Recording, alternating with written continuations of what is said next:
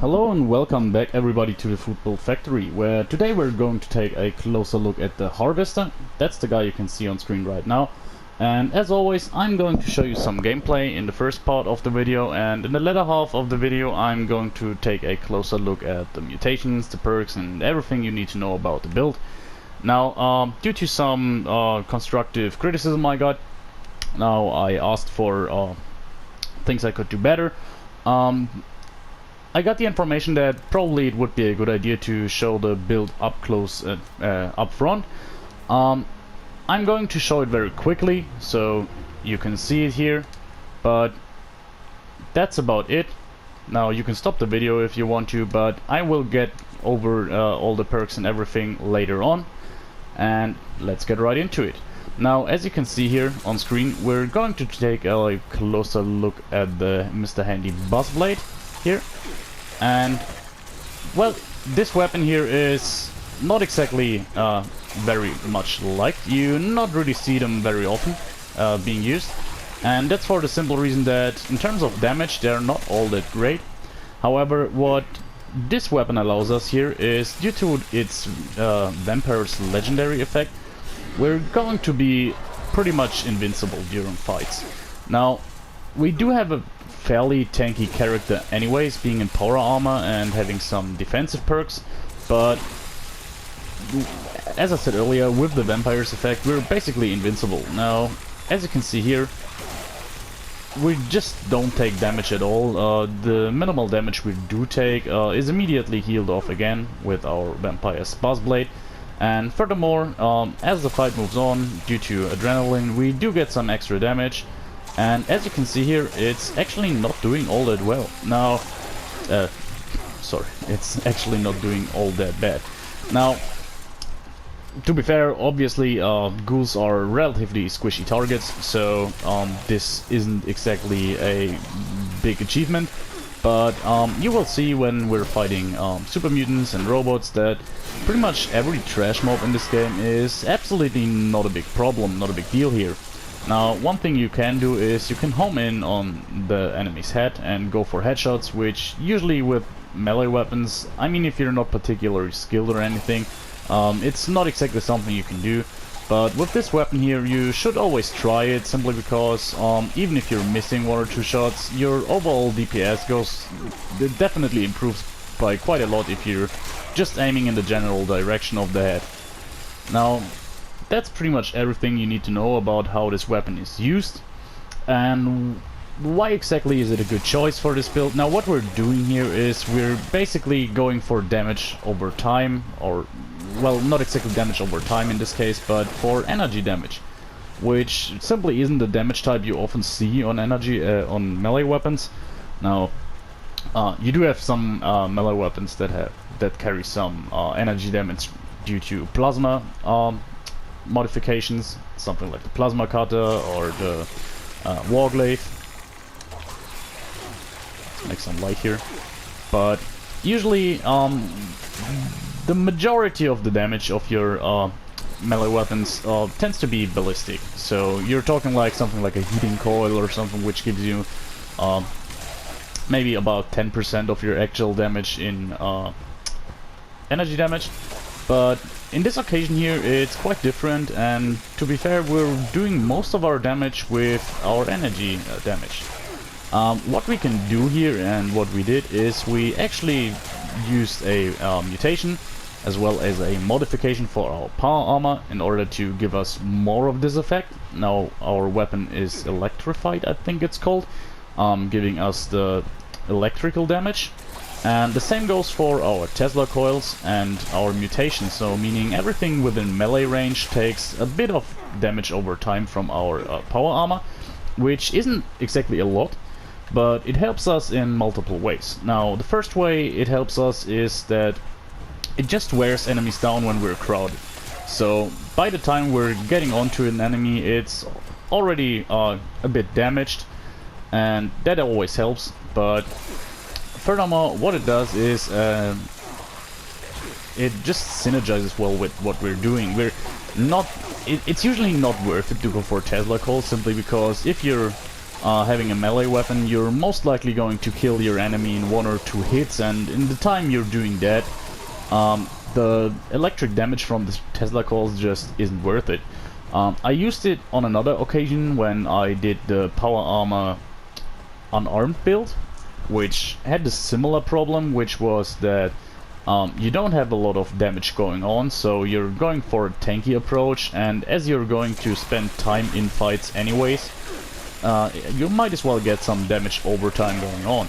Now, furthermore, what does it help is, yeah, it helps with our role-playing. You're actually kind of this electrician guy and all about electric charge, and yeah, it fits the playstyle very well. As you see here, you're always having some flashes going on screen, and to be fair, this is one of the, or must be one of the funniest and most enjoyable builds I did for a while.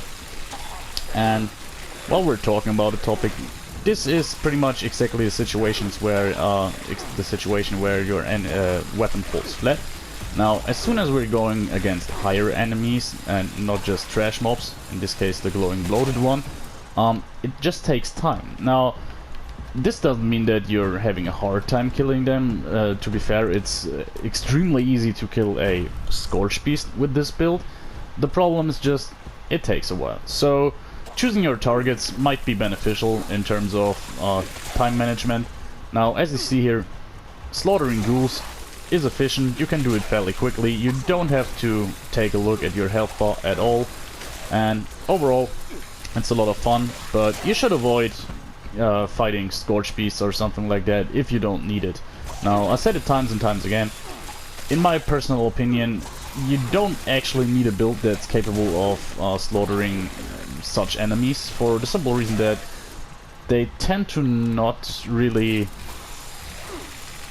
benefit you all that much. Killing a Sheep Squatch or a Scorch Beast, except for some rare plants or rare materials, they're most of the time they're not really worth it unless you are capable of killing him very fast. But it's not like you have to kill such enemies to enjoy the game.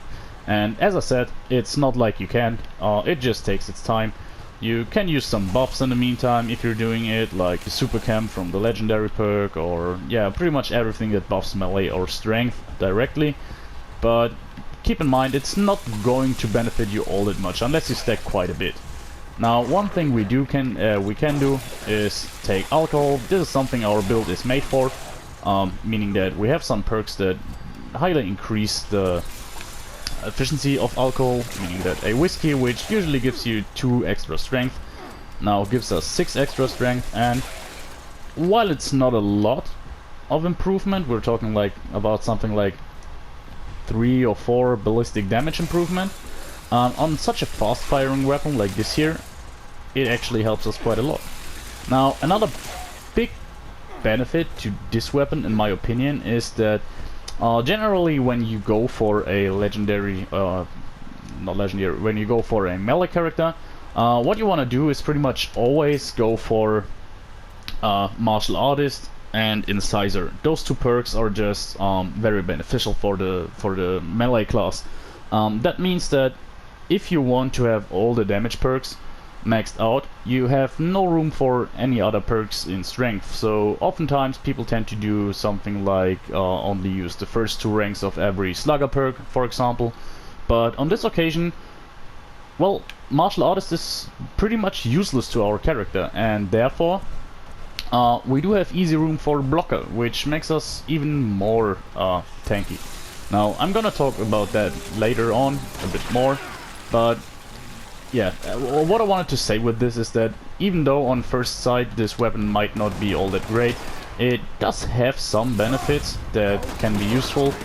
And overall, I do just like the way you can play with it.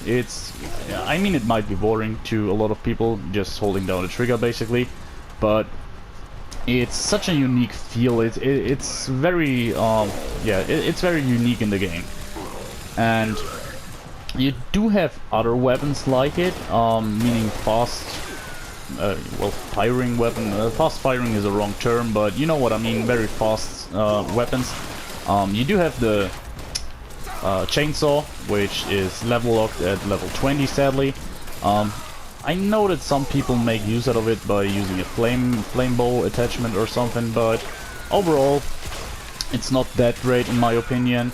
Then you do have the Ripper, which just falls short in every meaningful way in my opinion, simply because it doesn't have the benefit of the added electric damage like the Buzzblade, and overall I think it does have a little bit less damage, base damage in addition to that.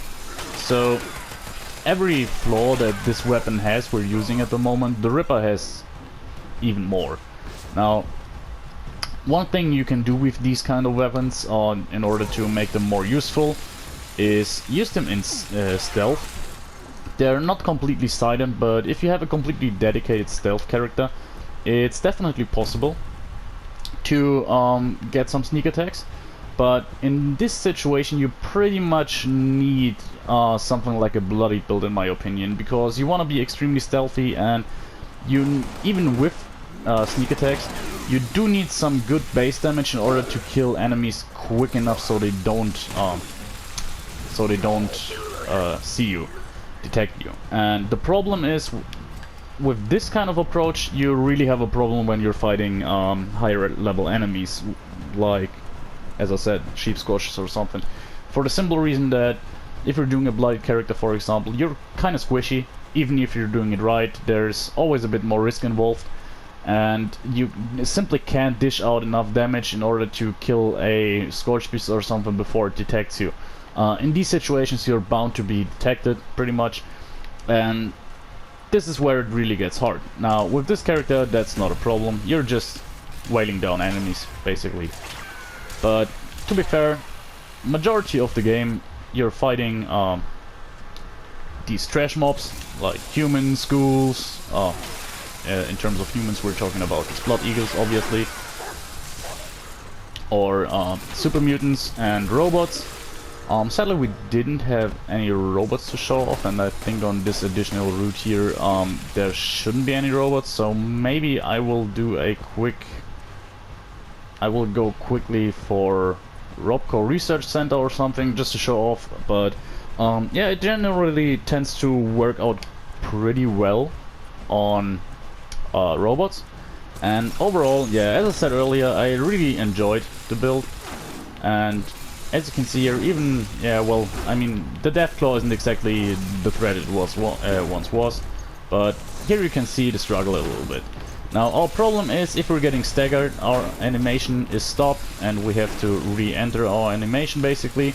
But in terms of damage, that's not a problem. We're immediately healing off whatever little damage we're taking, and therefore it just takes a while. Now, as always when I'm doing a melee character, or as most of the times, I'm not really using buffs, so, well, this could be cool, but I think it's, yeah, it's just a complete standard light piece and therefore not all that great. Back to what I was talking about.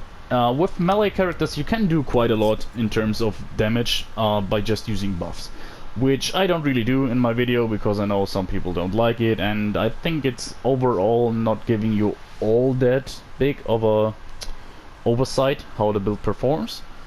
Well, all the while I'm doing some exceptions though. Like for example in this case I'm using alcohol, but if I do that I'm trying to make or use consumables that are common, and on this case, yeah, you're just using alcohol, and if you played the game for a while you know alcohol is pretty abundant. You find yourself often throwing it away, and yeah, you just don't throw it away on this occasion and take whatever you want. Now, especially wine I find easy to get. There are some good places where you can find wine pretty much in masses, like 6 or 10 at a time. And overall, on some of the more prominent farming routes, especially the White Spring Resort, there's always a good chance to find some alcohol there. It's just a consumable that's very abundant and very straightforward. Thought there was someone shooting at me here, but yeah, never mind. Now, as you saw by the way, we're not getting any reds either, and that's with only one rank of what reds, the legendary perk. Now, we're in power armor, meaning we're not taking a lot of reds anyways, and whatever little reds we do take, we immediately heal off 1 red a second. So overall, I did really enjoy this build because it's so simple. Now, I don't want to use the term lazy heavy gunner because that's something Angry Turtle has come up with, but yeah, in this case you could call this probably the lazy melee character. Now, all you need in order to get this build done is pretty simple too. You need a 1-star Mr. Handy Buzzblade. Well, as I say, I mean, if you're getting hands on a Vampire's Ripper, you could probably do the exact same build. The only thing is that you're dealing with even less DPS, which might make it too tedious. I feel like this weapon deals out just enough damage in order to say, okay, it's worth it for the tankiness, and you can deal with anything. But yeah, as I said, with the Ripper, I feel like you would probably even take a bit longer. Now, as for the chainsaw, there is no legendary version. And last but not least, yeah, the good thing is that with this weapon there's basically nothing else you need rather than the Vampire's effect. Now, swing speed or power attack damage doesn't really benefit you all that much like it would with other weapons, because power attacks we don't use all that much. In the time you're using power attacks, you simply deal more damage by doing your standard attacks.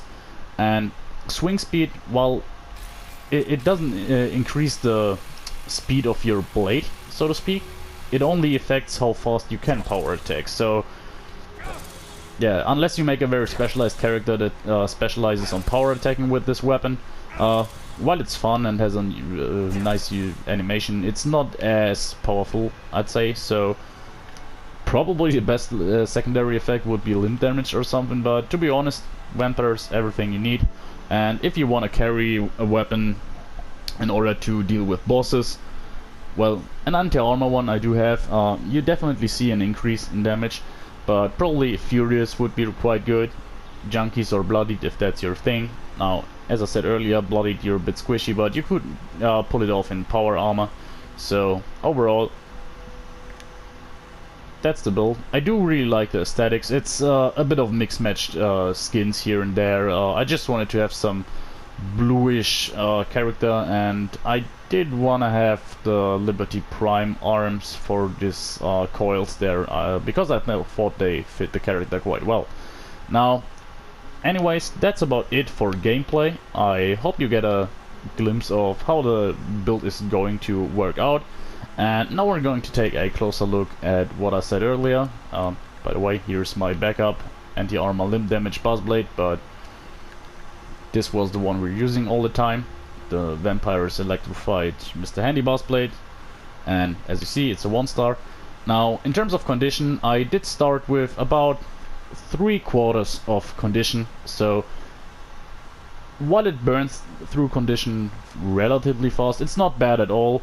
And when I'm going over the perks, I can tell you that you could go easily for rank 5 of Makeshift Warrior, and if you do that, the thing holds forever. If you repair it to 200% condition and use Makeshift Warrior rank 5, yeah, you can go for ages without this weapon breaking. Now, next thing here, this is our mixed match set of power armor. Now, as you can see here, helmet is completely unmodified except for the Ace full assault paint. T60 leg without any modification, it's blue. Then we have a calibrated leg. Obviously, if you have the capability, you want 2 calibrated legs for more carry weight capacity. Now, this is the only thing we really need, a Tesla coiled chest piece. Now, I used the XO1 because I already had that and it takes some flux, but if you get hands on anything else, use whatever you like. The only important thing is that you have the Tesla coils. I mean, I know they aren't really all that much in demand, but trust me when I say with this kind of playstyle, they do add up, and you definitely notice a difference if you're not using them. And here we have our arms. Both are unmodified. Both are ultrasight, if I recall correctly. And yeah, that's about it in terms of equipment. Now, Let's get over the effects, or more precise, our mutations. We do have Adrenal Reaction, Electrical Charge, Marsupial, Scaly Skin, Speed Demon, and Twisted Muscles. Adrenal Reaction, for once, it's absolutely useless because we're, as you saw in the video, even in tougher situations, you basically never get below 90 or 80%. Now, funnily enough, earlier I did run over to Huntersville, and there was a how's it called? A horde event with super mutants, and the place was absolutely swarming with super mutants. They were shooting from all over the place, and yeah, absolutely no problem. And even in that situations, I think we went down to 70% for a short period of time. But you're basically invincible. Now, I tell you why in a minute. We are even more tanky than we are already. But yeah. Going on here, we do have electrically charged, chance to shock melee attackers. Similar to the teslacoils, this isn't really powerful or anything, but it adds to the character, and it's this little flash that comes up on the screen, which you maybe saw once or twice. It's nice if it happens, but this is basically for the visuals. I did explain why I like the teslacoils, and pretty much everything about it is the same when it comes to electrical charge. It's no game changer, but it's nice to have and doesn't have a downside to our character in this occasion, so you might as well have it, and it adds to the overall feel of this electrical guy. Now, over to Marsupial. Yeah, not a lot to tell about, honestly. Better jump height and carry weight. It's just a convenience mutation, I'd like to call it. Not necessary for this build, but it's nice to have. Scaly Skin, we actually don't need any AP whatsoever. We don't do power attacks, we just need some AP here and there in order to sprint a little, but therefore the minus 12 AP is nothing, and a bit more energy and damage resistance, while it's not a lot too, but it's, yeah, it doesn't hurt. Onto Speed Demon. I say every now and then because I feel like still some people don't really understand if I use a melee character and do use Speed Demon, because most people just see the increased reload speed, but the extra movement speed is nice to have. Now, you can reach that plus 20 movement speed with other perks. For example, you could use the squad maneuvers perk or something, but why not do it with one rank, with one mutation, especially since Hunger and Thirst going down quicker doesn't influence us anymore.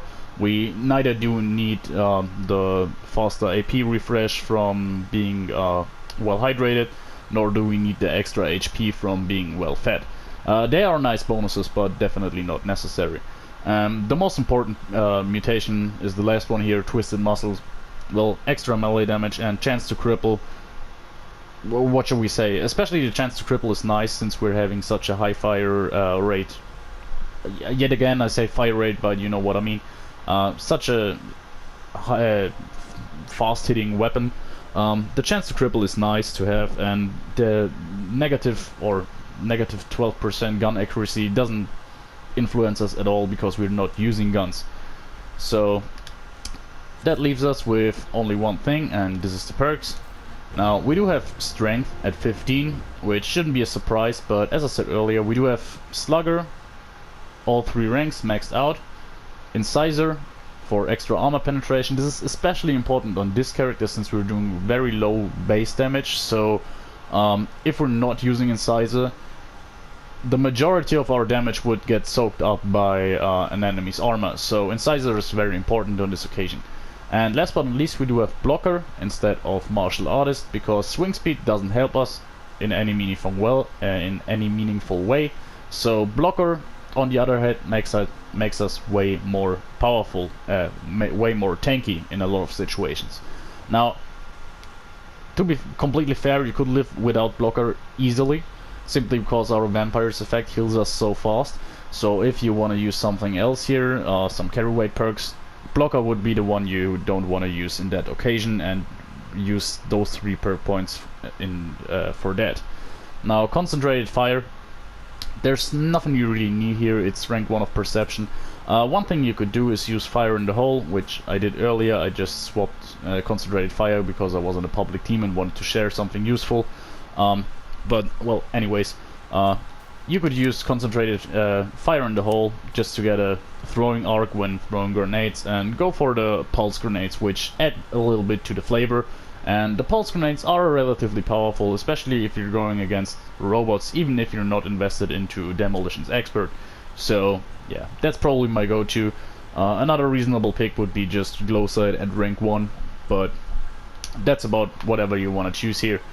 Now onto Endurance. Since we're healing so much and are in power armor and do have some tanky perks, 7 Endurance is more than enough for us. Fireproof is always nice to have. Renders attacks from Scorched Beast completely useless, and if a car explodes nearby or a legendary robot explodes, we are in melee range. Yeah, you're on the safe side with Fireproof rank 4, rank 3, and Life Giver rank 4. Another extra 45 HP is nice, but you don't need that in this occasion. Same for same what I said with the blocker perk. We're healing off a lot, so you could go for something else. We don't need Adamantium Skeleton as we are in power armor, but you could invest a little bit more into chems, so making Chem Fiend at rank 3 wouldn't be a bad choice either. So your chems last longer, and chems can be very beneficial when it comes to melee damage, but nothing really neat here. I just wanted to double down a little bit on our tankiness. Now onto Charisma. We do have rank 3 of Party Boy, which gives us triple the benefits from alcohol. As I said earlier, a whiskey for example gives us +6 strength, which is a noticeable difference in damage. Not a lot, but yeah, nice to have here. And in an ideal world, now we can actually do that. I just see that we do have the level ups here. Agility over to Charisma.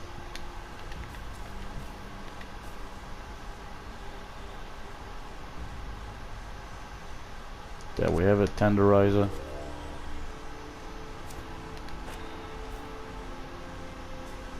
That's pretty perfect. I didn't plan this, but now you can see how the how the build was originally planned out. Rank 3 Tenderizer, very beneficial on our occasion here because our weapon is so fast hitting, meaning that we're basically getting 10% extra damage all of the time, which makes it really powerful. Now over to Intelligence. This is something I mentioned during the gameplay.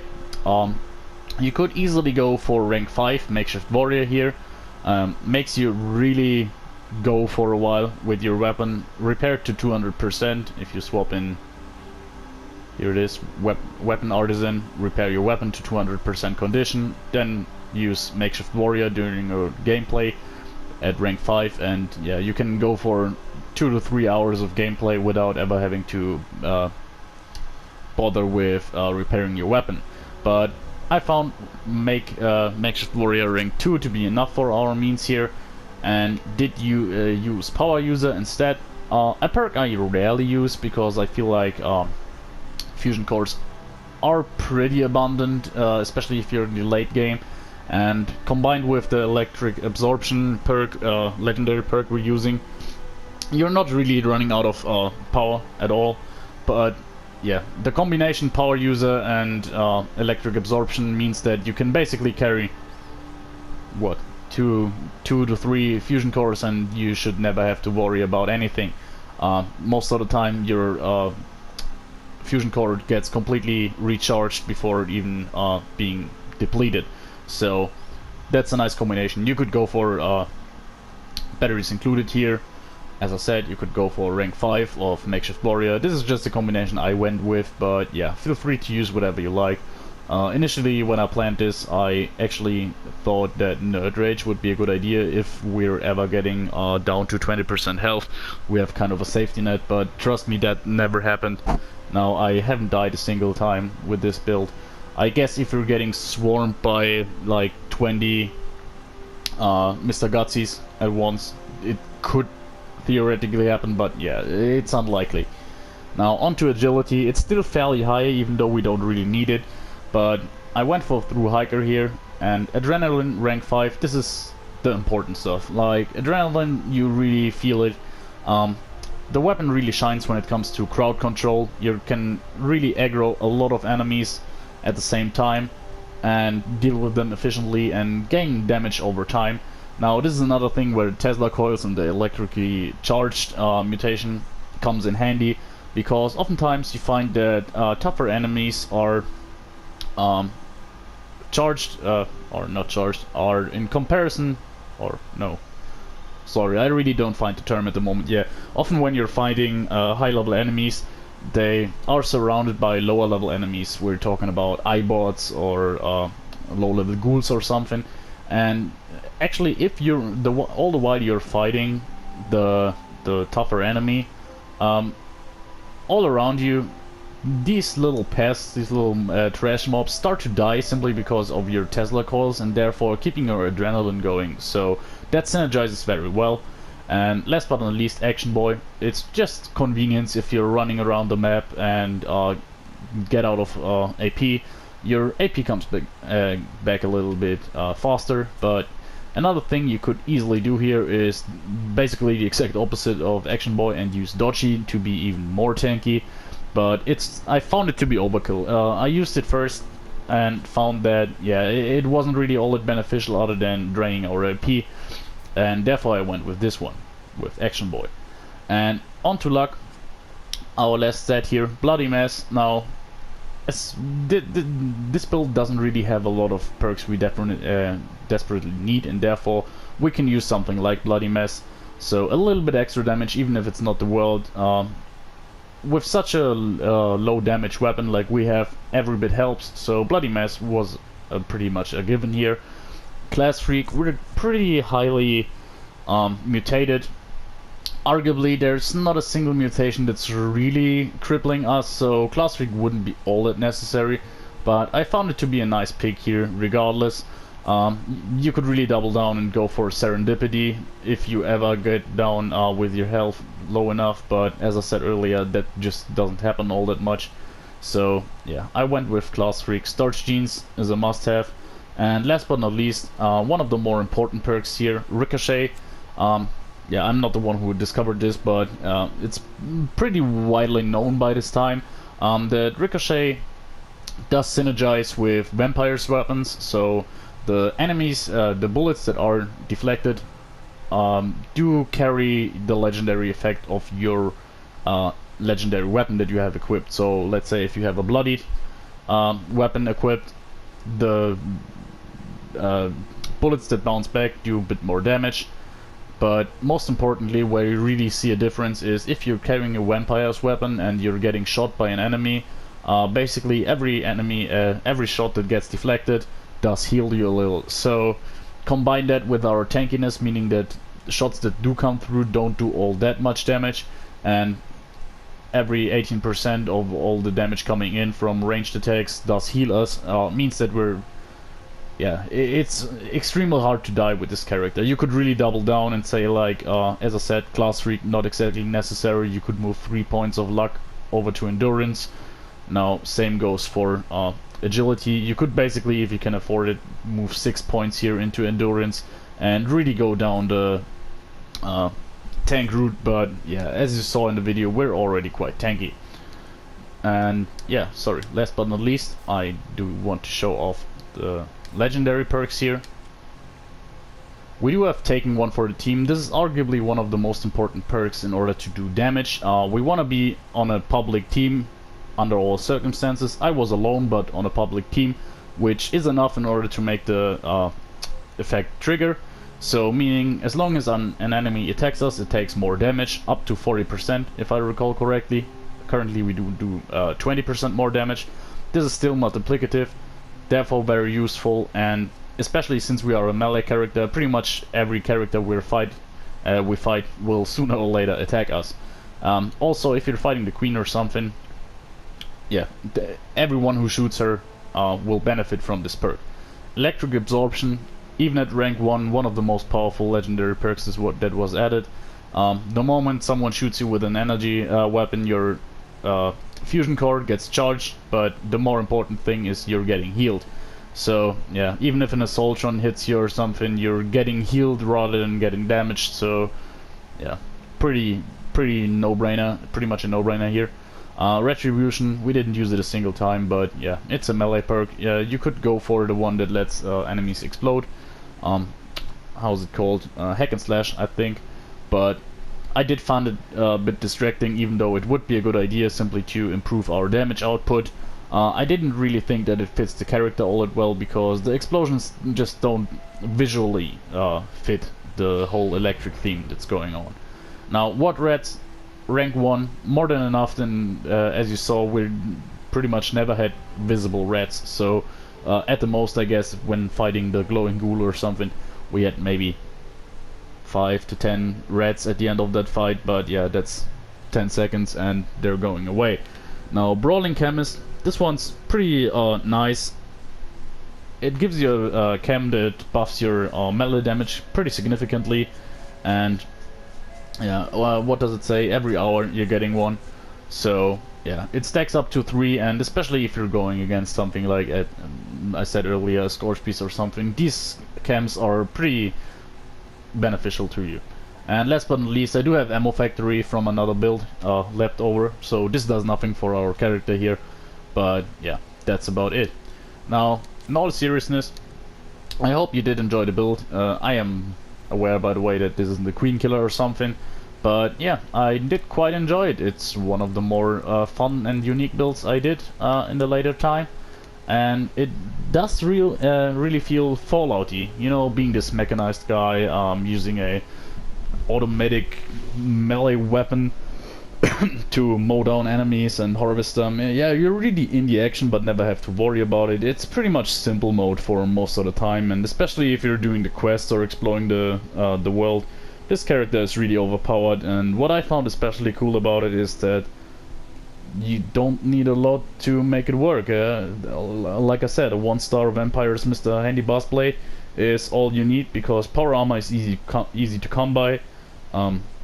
All the modifications, you don't rely on very expensive mods like the calibrated shocks or emergency protocols.